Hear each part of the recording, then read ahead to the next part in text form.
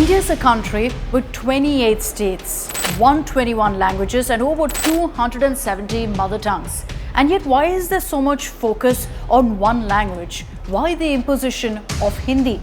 I'm not asking this, so before you slam me or question me, this is the voice of many in South India, particularly the state of Tamil Nadu.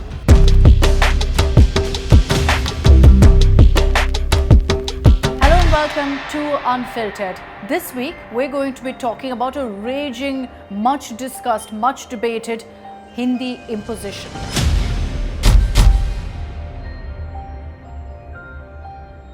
So what's brought about this debate now? This time, the focus is again on the entire language debate because of a comment made by Home Minister Amit Shah. The Union Home Minister said that instead of English, Hindi should be used to converse between people of different states. And this comment by Amit Shah has been met with a lot of resistance and a lot of extremely strong criticism by several influential leaders in the South. And they've used extremely strong words like cultural terrorism, referring to this as Hindi chauvinism, to slam the government and again bring up this debate about whether Hindi is being imposed upon us. But this is not just a political issue. It's also one that many people in the South feel very, very personally about. I'm from South India. I've grown up the large part of my life in Chennai. I now live in Delhi. So I know a lot of you, and particularly North Indians watching this video, may be wondering, why is there so much hatred for Hindi? Let me just set the record straight first on that. There's zero hatred for Hindi. It's a question of imposition. The hatred is for imposition. I live in Delhi. I speak Hindi. But it's a question of having the choice of speaking Hindi. Take, for example, the legendary music composer A.R. Rahman. He's composed so many beautiful tracks in Hindi, and yet he's spoken out on this issue. Here's what he said.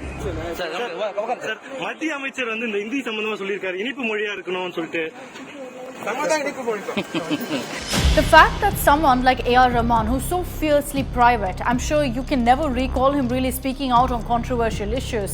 The fact that he too has spoken on this speaks volumes of how it resonates and how emotive an issue it is for people in South India, particularly in the state of Tamil Nadu. But I did state that this is also a political issue.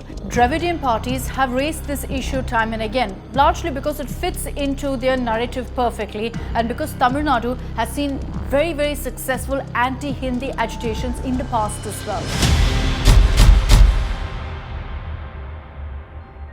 So let me just give you a brief history of the anti-Hindi agitations that have happened in Tamil Nadu.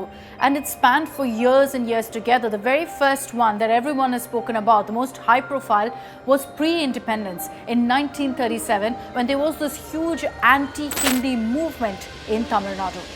This movement was kicked off because there was talk about Hindi being made compulsory in all schools of the Madras Presidency. Then there was the 1953 Kalakudi agitation led by M. Karunanidhi, the five-time Chief Minister of Tamil Nadu. His son, M.K. Stalin, the now Chief Minister of Tamil Nadu, has very successfully carried forward this anti-Hindi mantle as well, which is why the moment Home Minister Amit Shah made that comment, Stalin also took to social media to condemn it and again lashed out at the centre over the issue of Hindi imposition. And then in 1965, the largest protest yet happened in Tamil Nadu against Hindi imposition. It was a full-scale riot also that broke out in the state because of this issue. And imagine it continued for 2 months. There was violence, there was arson, looting that was reported in many, many parts of the state. It then culminated with the then Prime Minister Lal Bahadur Shastri giving an assurance that English will remain the official language. And that's perhaps also around the time when political parties realized that this is working in their favor. Because of the 1965 agitation, in 1967, the DMK swept to power. They were the ones who largely orchestrated the violence and the protests in 1965. And in 1967, with them coming to power, that was the last time the Congress was in power in Tamil Nadu. My mother language is Tamil. English itself is very difficult to speak. Even if they make Hindi as a linked language, it is very difficult for my future. Hindi is only North India language, so we don't need that language. But English is a universal language. We learned it. Whenever, wherever we will go in future, we will manage it. So don't need Hindi language learn. Yes, of course. English is the main important language which we use to communicate with others, and it is a language which we use for our studying purpose and other purposes. If they turn Hindi as an English language, it will be very difficult to survive in this world for us. And Tamilians essentially see the imposition of Hindi as a North takeover, as an attempt to essentially kind of weed out their own culture. And the basic argument that's put forth time and again in this is that when we live in a country that's so diverse, when almost every single state has its own language, has its own mother tongue, why should Hindi be the symbol of unity? So let's put out some facts, some data to explain to you what kind of cultural and linguistic diversity is there in India. Now, of the 28 states, 9 Indian states have Hindi as their mother tongue. And we're showing that for you in a map about how there are about 9 states which have Hindi as their mother tongue. So that means there are 19 states which have different languages, different mother tongues, not Hindi. According to the census of 2021, 258 million people consider Hindi to be their native language. That is a large number. But with other dialects of Hindi, which you will see is dominant in other parts of the country as well, that number goes up to 41%. And there have been demands because of that to recognize the separate dialects of Hindi as a separate language itself. We're talking about languages like Rajasthani, Awadhi, Bhojpuri, Nagpuri and several others, and there have been demands to recognize these as separate languages. But then it comes down to one issue. If all of these are recognized as different languages, remember as I mentioned, they're different dialects of Hindi, what happens to the language of Hindi itself?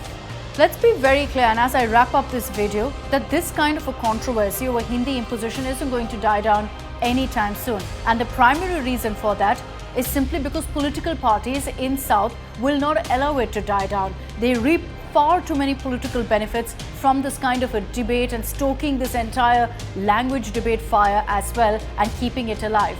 There is a flip side to this debate as well. And this has been mentioned time and again about whether South Indians should be embracing Hindi, should be more accepting of it, because it could perhaps open up more avenues with regards to employment and job generation as well. We'll let you decide on that, where you stand on this entire issue of the language debate, and do you think there's an attempt to impose Hindi? Let us know in our comments. I'll be joining you next week with the big burning topic. For more informative videos like this, keep watching India Today News Mo.